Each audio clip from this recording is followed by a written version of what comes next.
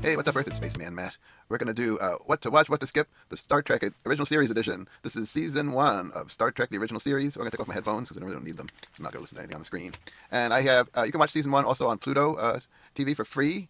But I have this on Paramount Plus, which I'm paying for in America. You know how it is with America. There's like you just subscribe to 20 different services to watch every show you want to watch. It's crazy. But so this is on Paramount Plus.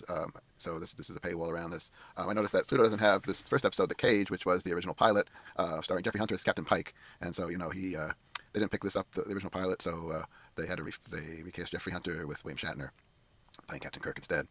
And just recently, there's that Strange New World series, which has Captain Pike recast by Anson Mount, and they're kind of making it a prequel series to the original series. I like Strange New Worlds better than the Star Trek Discovery and some of the other Treks, but still, it's okay. It's not really that wonderful either. And the thing about the original series, the operative word there is original, and I think that's what kind of sets it apart from the others, and is my favorite out of all the Star Trek series. I think it's the first science fiction drama that really tries to be an adult drama and not painted to children. So when I first discovered Star Trek, I was a child. It was rerunning on Channel 11 in New York. It would be on like every Saturday, and I tried, and I think only until I was about 12 years old I could really follow it and enjoy it. And I'll show you a little. There's one episode from the season that got me hooked to Star Trek. Once I saw that episode, I said, yeah, I can follow the plot. This isn't that bad, and that got me hooked to Star Trek at about 12 years old. Before that, it was kind of always kind of had it on the background. I really wasn't paying too close attention to it. I found it hard to follow the plots when I was little, and I really didn't like the fact that it didn't paint it with children. I must admit that I really liked Lost in Space when I was a kid, and they had the robot, and it was a lot more engaging for kids. And Lost in Space was a little morality. Became it tried to be like a science fiction series originally, and then it became a little morality plays with Dr. Smith, the robot, and Will. And it was a little more kid-friendly than Star Trek, which really tried to be cerebral. And one of the so some of the influences of Gene Roddenberry, a lot of people talk about, Forbidden Planet was an obvious influence on the Star Trek series. Also, Gene Roddenberry was a fan of E. Doc Smith. Now the Lensman series, there's a lot of that reflected in Star Trek and the Skylark series. If you read those are two pulp fiction series from the 20s that Gene Roddenberry grew up with, and you can see the influence of E. Doc Smith on Star Trek. There is quite a bit of influence there, and especially if you read Skylark from Space and the Lensman series, you'll see a lot of Star Trek, a lot of it influenced Gene Roddenberry's Star Trek. I was also thinking that I know George Lucas likes Captain Future, which is a pulp, I think, by Edward Hamilton or Edmund Hamilton. It was another pulp fiction series called Captain Future. I think Gene Roddenberry probably liked Captain Future too because Data's color scheme in the Next Generation series, Lieutenant Commander Data was the android, and he has yellow eyes and white skin, and there's an android called Ortho in the Captain Future series that is the same color scheme as Data. So that's probably also influenced. It influenced Gene Roddenberry as well as George Lucas, that series. So those series you can listen to an audiobook if you're not a big reader, or if you like, or a lot of them are access to an ebook for free. They're in the public domain. So I know the Lensman series and Skylark from Space is definitely public domain. I'm not sure about Edwin Hamilton and maybe too the Captain Future series. You can look at Project Gutenberg and see what they have available if you would like to read those. I got that covered. The Cage, I would recommend The Cage. It's just a curiosity, and it's just very interesting. Spock is a little different here. He does have shows a little more emotions. You see him smile in one scene, and he's not defined as he's half human, half Vulcan, and he's supposedly all governed by logic, the Vulcan, so he's not supposed to show emotion, but he's always fighting with his human side. And here it's not as, even though his delivery is very serious, you do see him smile in one scene. I thought that was kind of interesting in The Cage. And I think they were right not to green light it from this pilot because I think it was a little too cerebral and a little too much there. But it is interesting to watch, and I would recommend it. I also would recommend The Man Trap, which is this features it's his first Monster of the Week type of thing where a man is living with what he believes to be his wife, but it's really some type of parasitic alien creature that preys on others, and it's kind of it feeds on the salt in the human body, so it extracts all the salt from humans. And it's revealed at the end. It's a very scary creature, very good creature effects. I'll put a picture up of it. But it appears to the crew and the man as different people. It assumed the identity of this guy's wife, and I think Bones knows her, so he sees her maybe as a younger version of herself, and they see different women as the creature because it can disguise itself. So I think Man Trap was an interesting one. Charlie X is about a kid with psychic powers that has been living isolated in a colony, and then they bring him aboard the ship, and he kind of wreaks havoc. This is one also watch because it's kind of iconic, and the actor was Robert Walker. Yeah, the only thing I also saw him in was the movie called Beware the Blob, and he's played so different. So actor, he's really a pretty good actor. He's very scary as Charlie X, and then Beware the Blob, he's the hero. So you don't know. It's like he did a very good job. If you didn't tell me, I wouldn't think it was the same actor. So that actor is very good, and he's good in the show, and it's influential. There's some references to Charlie X and Family Guy, and I guess Seth MacFarlane's a big Star Trek fan, so you'll see that in Charlie X. So I think it's a good one to watch because it's an iconic episode. Also, No Man, Where No Man Has Gone Before, where they go through the galactic barrier a bit, and then some of the crew members develop psychic powers and become dangerous, and it's about dealing with these newly empowered psychic crew members. So these first four I definitely watch. The Cage, I don't know if I said before, the Cage is not available on Pluto TV, but it's available here. Naked Time is, I don't like this episode. It's a character development episode because it's some weird things where they go by a sun and the gravity turns their blood into alcohol. I don't know if that's an actual possible thing. And the crew all behave as if they're drunk, so you get to see. So they get their naked personalities, their true personalities, and they're talk about their problems and Yasuto's fencing with his shirt off because he's kind of releases his inhibitions because he's very reserved because he's Asian, I guess, stereotypes. Okay, Enemy Within is also it's good for one viewing. It's a transporter accident. Splits Kirk into a good Kirk and a bad Kirk. It takes is kind of interesting. So it's that fighting and the good Kirk can't really be a good leader because he has to be good all the time, and the bad Kirk of course is crazy and wants to kill everybody. So he's no good. And the little doggy there, they have to run an experiment. So the same thing happens with that little doggy creature, which is like a dog they put a horn and a little suit on or something, so it looks like an alien dog. But he gets split into an evil version and a good version, and then they have to figure out how to reassemble them. So I mean, it's kind of silly, but it's good for one viewing, I think, not for most people. Mudd's Women. This is so Harry Mudd was a pretty well loved rogue character. He's kind of like he's an unscrupulous businessman, and they kind of make him a really bad guy in Discovery, whereas in Star Trek, the original Star Trek, he's more of a comedic villain. He's not a real menacing threat and just a pain in the neck. And here he's trying to trick these miners into marrying these women. He gives them some drugs that make them look prettier than they actually are, and so then hijinks ensue from that. And it's an okay episode. It's nothing that special. What Are Little Girls Made Of features Ted Cassidy as this giant alien android. And it's about a scientist that's making androids, and he wants to replace Kirk with an android version and take over the Enterprise. At least I don't know I forget what his overall plans are. This features Major Gene Roddenberry's wife there with the blonde wig on as she's Nurse Chapel, and so she's featured prominently in this episode. And there's a funny scene. I'll try to post a picture of that with so Kirk gets a stalactite. And he gets to use it to beat off the giant Ted Cassidy android, and it's very phallic looking, the stalactite. And I don't know if they used part of Ted Cassidy's anatomy to make the stalactite. That's the joke, I guess, because it's huge. And anyway, so that was kind of a funny scene, unintentionally funny scene. Mary's a strange one about a planet with a plague. I guess it infects most people, but then some kids remain forever young, and it's about them having to deal with. It's about youngsters having to deal with grown-ups. It's okay for one viewing. Some scary imagery, and there's scary makeup in here, and the people age and go a little crazy, and it's an okay episode. Again, one of my friends is his least favorite episode. Dagger of the Mind. This is a treatment to rehabilitate criminals. So they go to a space colony where this scientist has a type of rehabilitation machine to make criminals more docile, so they will be nonviolent. But it's really some type of mind control device. So he's got like a secret plot to take over the Federation with his mind control device. So they have to thwart him with that. That's good for one viewing. It's a little slow paced, I think. The Corbin I Maneuver. This one is one of this used to air a lot on channel. There's certain episodes. That's one thing. There's certain episodes that I never saw until home video became a thing, and then there's certain episodes that ran over and over and over again on Channel 11. Some episodes that they showed a million times, and some other episodes you're lucky to catch once. And the Corbin Maneuver was one that they seem to show a lot.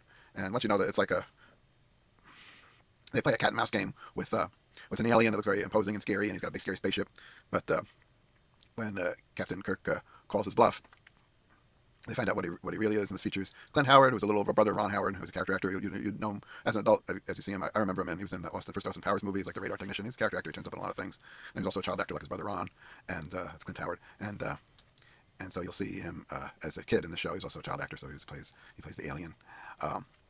Menagerie is they filmed this expensive pilot, and they wanted to use it, and so they reworked it into the Menagerie. So I think Jeffrey Hunter had already passed away or was unavailable to. He had an accident, so he died young, Jeffrey Hunter, and he might not have either been unavailable to film this episode or he'd already died. I don't remember the situation, but here he's played by another actor, and he's been wounded, and they allude to that he has a premonition of this in the new Strange New World series. That he has the premonition that he's going to wind up like this. So in the Menagerie, so they made it into a two-parter, and I think this one didn't show up a lot on Channel 11 because it's a two-parter, and for syndication they don't like to do that because if you miss part one, you're not going to know what's going on in part two.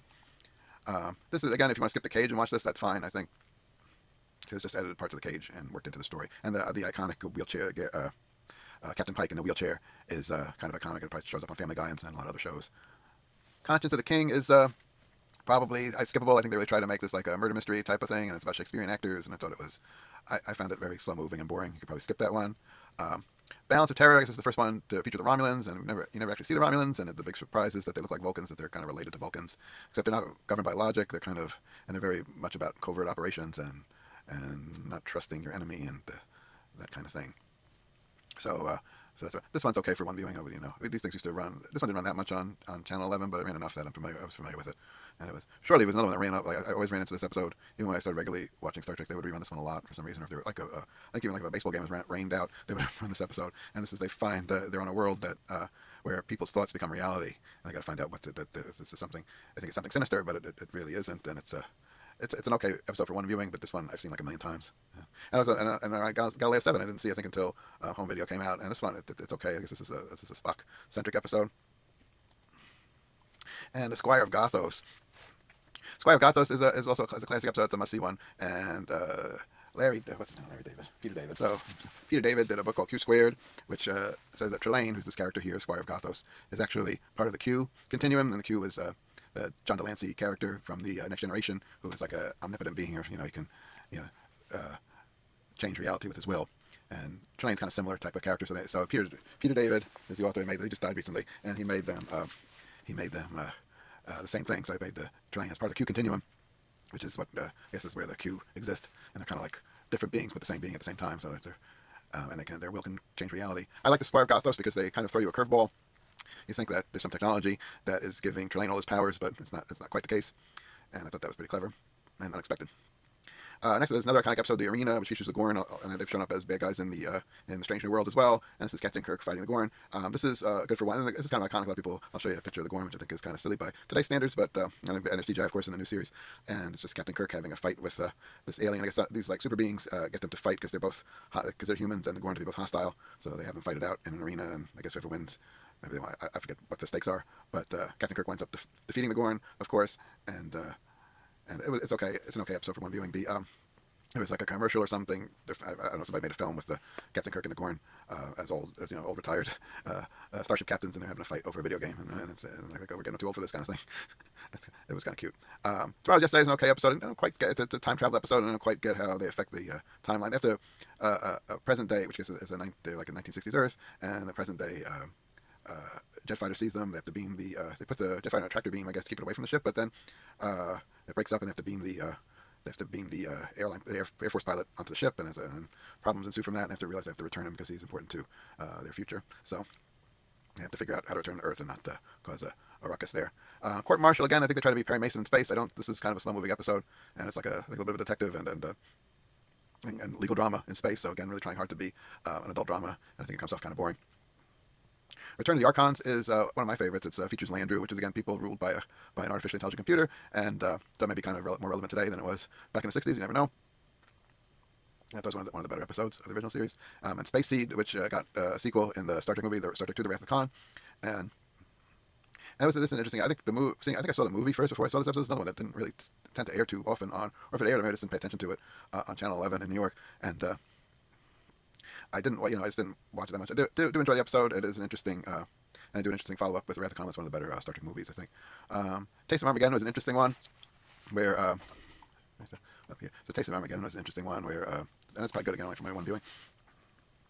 It's like basically they're playing a computer game, and instead of fighting a real war, they're playing a computer game, and then each side agrees to, based on what the computer says, the simulation says who dies, they agree to execute their own citizens based on the computer game. What the computer game says in this way, it's not as messy as real war, not as destructive, but it's kind of crazy. And I think Kirk has to straighten them out and make them fight a real war. I forget how it ends, but it's an okay episode. It's not the greatest, and if you want to skip it, you can. This Side of Paradise is another one that they played a lot on Channel 11. This is they go to this alien colony where they're infected by these spores, and they're try to get the crew to abandon the Enterprise and live with them in this colony with these parasitic spores that kind of like take over their mind and make them, not I guess maybe under the control too of, I guess, one of the Elias Sandoval was like the head of the colony. I don't know. Mystery Science Theater 3000 refers to this as the Elias Sandoval episode, which is the name of the character who's like the bad guy in this, but I don't know. I didn't pick up on the name. I thought they were talking about the actor, but that's not the actor's name. It's the character's name. It's very strange. Now, this next episode, Devil in the Dark, this is the one that got me. I'm going to try to do what do you call short with this? Sorry, Devil in the Dark was the episode that got me hooked on Star Trek, and it was the first episode where I followed it as a kid and thought, wow, this is really neat. And it features, so there's these miners on this planet, and they are being attacked by this monster, which turns out to be a silicon-based life form, and it's not, and Spock has to do a mind meld with it to figure out what's really going on, because the creature is sentient, it's an intelligent creature, and they figure out what's going on with it, and not to spoil too much of it for you, but it has a happy ending. I thought it was quite a brilliant episode. It's probably one of my favorites for the series.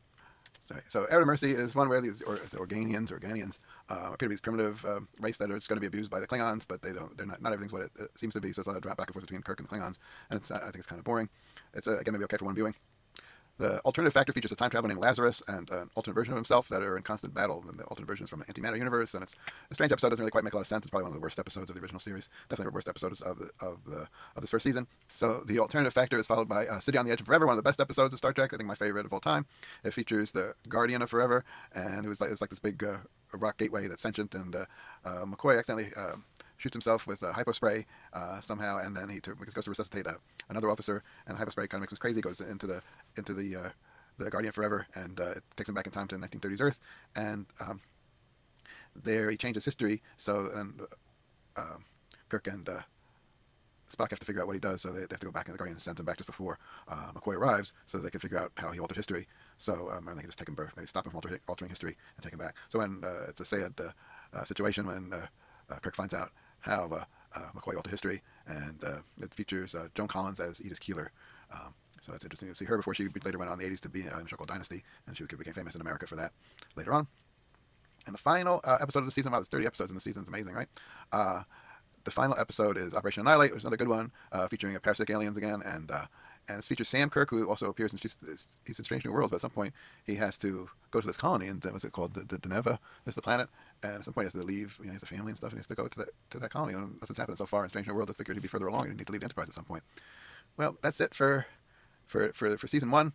I wish I had more time to do the stuff that I really want to do for the channel, but I hope you enjoyed this retrospective of Star Trek, the original series, season one, and this will help you decide what episodes are worth your time to watch and which ones aren't. All right, thank you. I'll see you next time. Please again subscribe. It would help me out a lot if you subscribe to my channel. Thanks so much. Bye.